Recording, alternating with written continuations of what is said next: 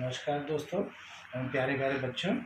और आज हम फिर वही विज्ञान के पाठ 1 और कक्षा 8 के बारे में फिर उपस्थित हुए हैं। जो हमारी जो चर्चा चल रही थी विज्ञान और तकनीकी पर। तो पिछली कक्षा में हमने विज्ञान और तकनीकी में बात करी थी और आज हम उसके बारे में उससे आगे विज्ञान के जो क्षेत्र हैं जिसमें विज्ञान और तकनीकी के द्वारा नई नई प्रगति हुई है उसके बारे में बात करेंगे। तो बच्चों, पहले तो हम ये जान लें कि विज्ञान और तकनीकी के द्वारा हमारे किन किन क्षेत्रों में प्रगति हुई है। आपने देखा कि विज्ञान और तकनीकी ने हमारे जो जीवनचर्या है उसको बहुत आसान बना दिया है। जिन चीज़ों को हम सोचते थे, जिन कल्पना करते थे, वो चीज़ें आज बहुत आसान हो गई हैं।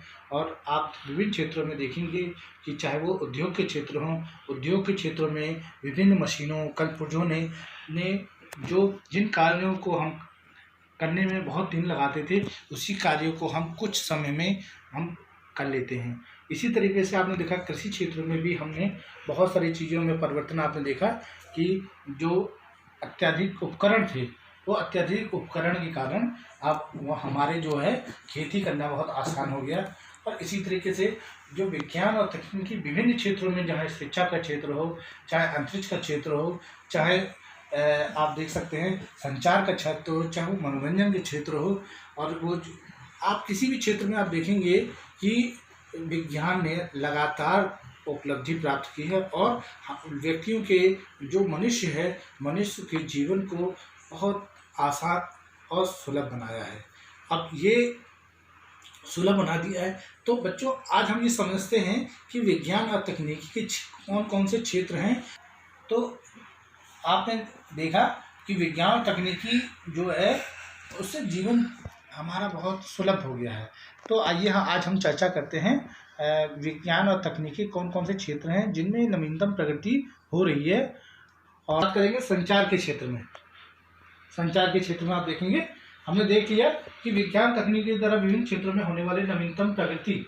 अब किन किन क्षेत्रों में नवीनतम प्रगति हुई है, तो इसमें सबसे पहले हम बात करते हैं संचार के क्षेत्र में। तो बच्चों, पहले देख लीजिए संचार के क्षेत्र में संचार मानव की प्रगति के लिए महत्वपूर्ण है।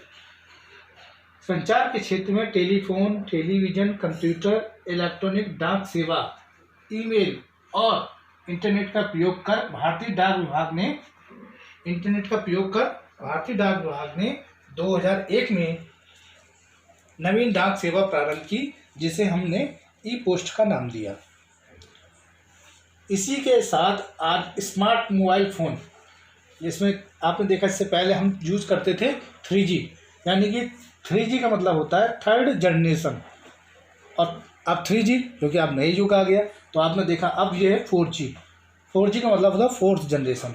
तकनीकी उपलब्ध है जिसके माध्यम से वीडियो कॉन्फ्रेंसिंग एवं बायोमैक्स वैज्ञानिकों की अद्भुत देन है। तो बच्चों, ये वीडियो कॉन्फ्रेंसिंग क्या है? वीडियो कॉन्फ्रेंसिंग आपने देखा होगा कि जिसमें हम किसी एक से बात कर रहे हैं वीडियो। तो बच्चों, तो ये हम समझ लें। अब आप कहोगे वीडियो कॉन्फ्रेंसिंग क्या है, वीडियो वाईमैक्स क्या है? तो वीडियो कॉन्फ्रेंसिंग से तात्पर्य ये होता है कि हम किसी व्यक्ति से वीडियो से बात कर रहे हैं और हम चाहें तो हमारे परिवार में जैसे 4 लोग हैं और चारों लोगों को हम एक साथ एक स्क्रीन पर लेके आपस में बात करें, इसको हम कहते हैं वीडियो कॉन्फ्रेंसिंग। ठीक है बच्चों, आपने टीवी में भी देखा होगा कि वीडियो कॉन्फ्रेंसिंग होती है तो पत्रकार बैठे होते हैं और तमाम अलग अलग दल के नेता बैठे होते हैं। इसको बच्चों कहते हैं वीडियो कॉन्फ्रेंसिंग। इसका नाम है वाईमैक्स।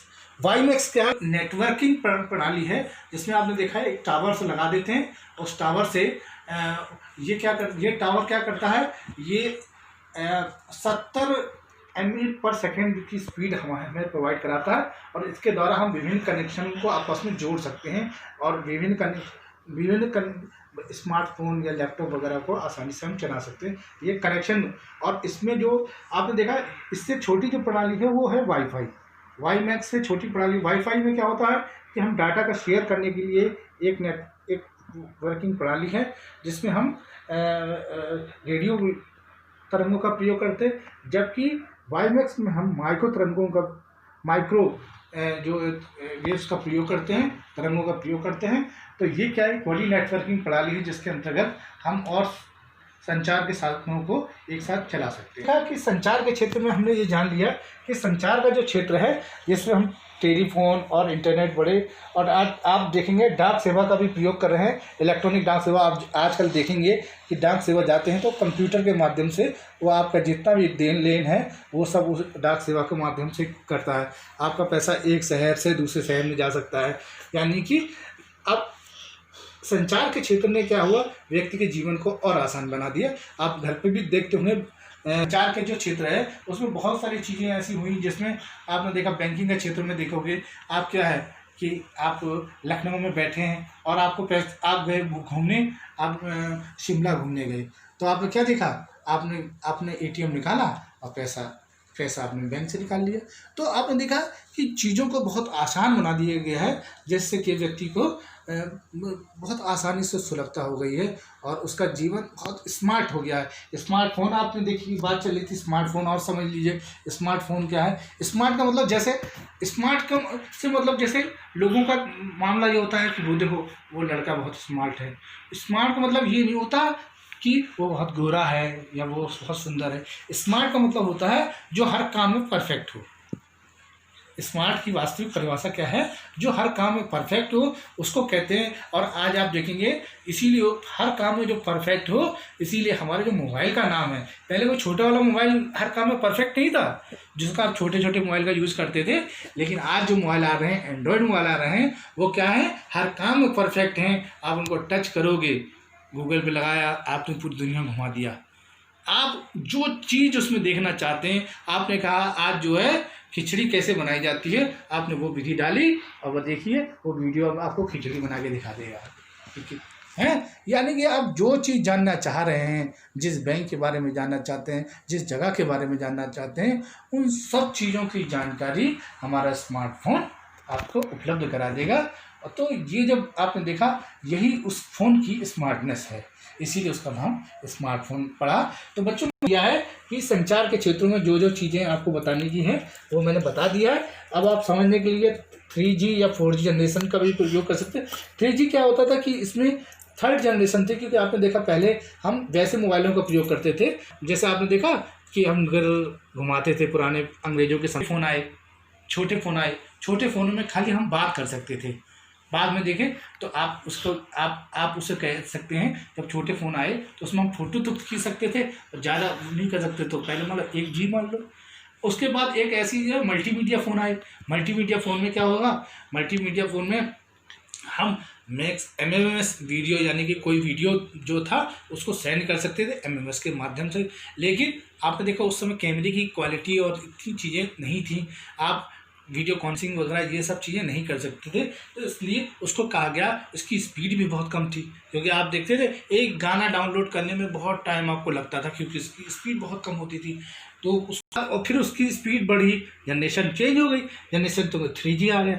अब आप देखें कुछ गानों को कुछ आप पल सेकंड में ही आज ये तकनीकी है, ये 4G चल रही है, फोर्थ जनरेशन चौथी पीढ़ी जो चल रही है। अभी आपने देखा 5G भी आ गई है, लेकिन वो अभी भारत के जैसे हैदराबाद और कुछ क्षेत्रों में चल रही है, लेकिन अभी आप देखेंगे कुछ समय में भारत में, पूरे भारत में 5G भी है। तो जो चीज़, जिस पिक्चर को डाउनलोड करने में आप आधा घंटा जो लगाते थे, अब वो वही जब 5G आ जाएगी तो वो कुछ मिनटों में आपको हो जाएगा। तो जैसे जैसे ये तकनीकी विकास करती जाएगी, आपके लिए जो चीज़ें हैं वो और आसान होती जाएंगी।